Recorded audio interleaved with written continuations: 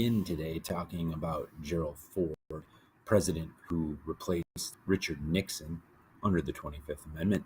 And then we're going to move on to this guy, Jimmy Carter. But let's start with Ford. So like I said, Gerald Ford took over for Nixon after his resignation due to the Watergate crisis and scandal. He took up the battle with inflation that Nixon had kind of been battling over the last several years. He created something called WIN, or Whip Inflation Now, which was a plan to cut back on oil, gas, and other energy resources. This plan was a failure.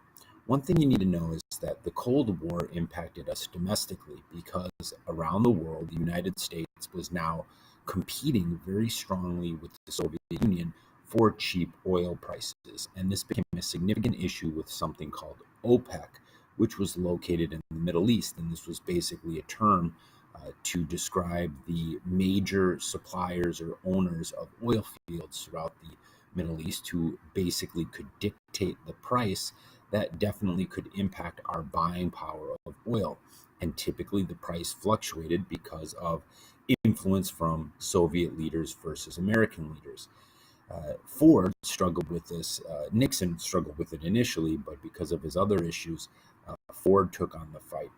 And it failed because he continued to cut government spending, which made the poor poor, and the rich did not make any money because of the lack of production from industry.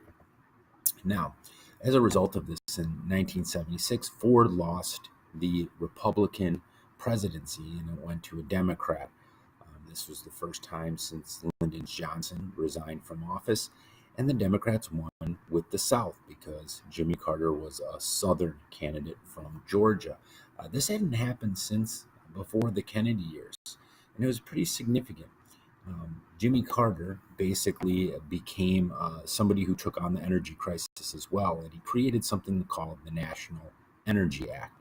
He got rid of this idea of just energy as a whole, but started to specifically tax cars that were basically taking in a lot of money.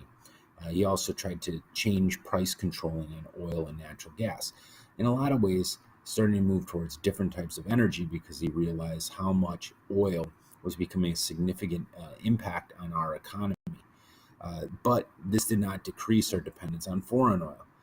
Carter tried to help things and it didn't work. Inflation grew, and most of the economic problems in the United States were primarily linked to the fact that we were dealing with this global struggle of the Cold War and trying to get influence in foreign relations. And Carter had kind of a success and a failure of that, right? In Panama, he actually returned the Panama Canal to the Panamanians, which was a huge, great idea of foreign policy.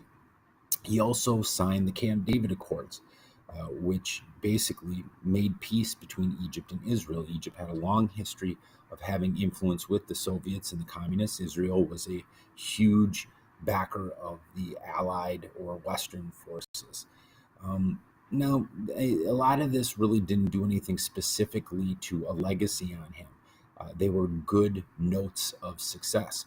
The Camp David Accords especially were very significant. This little presentation here will show you how significant that was on Carter's presidency.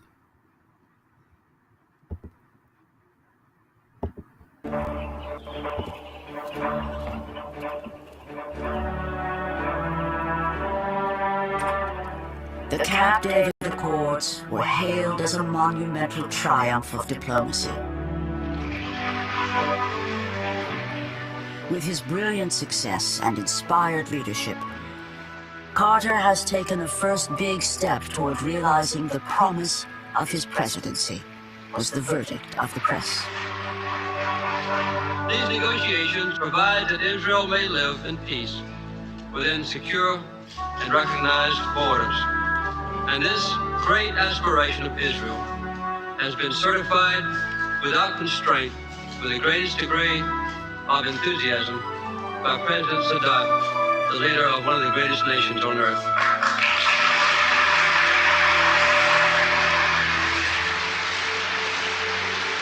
There will never be a history in the Middle East written without Jimmy Carter's name in the index.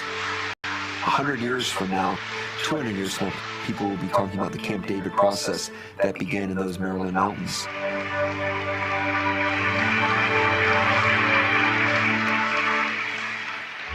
Camp David was the plan of his administration. This was the crowning glory, and it enshrined him in history.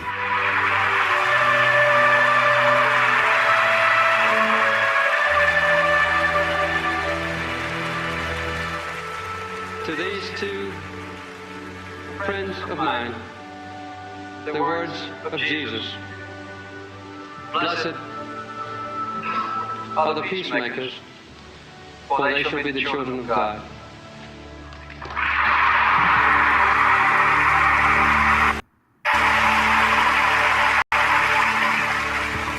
While Jimmy Carter was not exactly the most exciting speaker, he did have a pretty big impact on the world stage with that event. In other cases, though, he still struggled with the Soviet Union and failures dealing with human rights issues that the Soviet Union was doing, especially once they started to move into other Eastern European and also Middle Eastern and Asian countries. But the biggest issue was the Iran hostage crisis.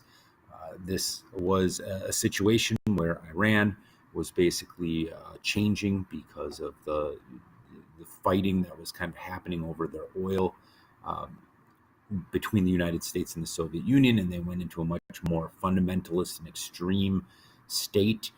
And as a result of American influence with the former Shah, the Ayatollah who took over for Iran, believed was basically killing Iranians to contain and keep power, and felt the Americans were involved with that.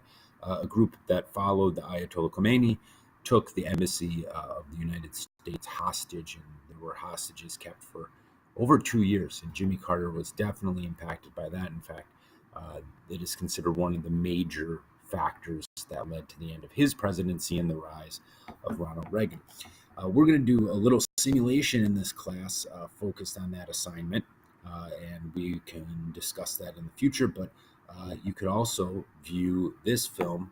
Just Google Jimmy Carter American Experience, and there are some parts in there that focus specifically more extensively about the Camp David Accords, as well as Iran hostage affair and other impacts of Jimmy Carter's presidency. That's it. Please complete the discussion examining the ideas of Jimmy Carter and Gerald Ford's presidency and their issues with foreign policy and domestic policy.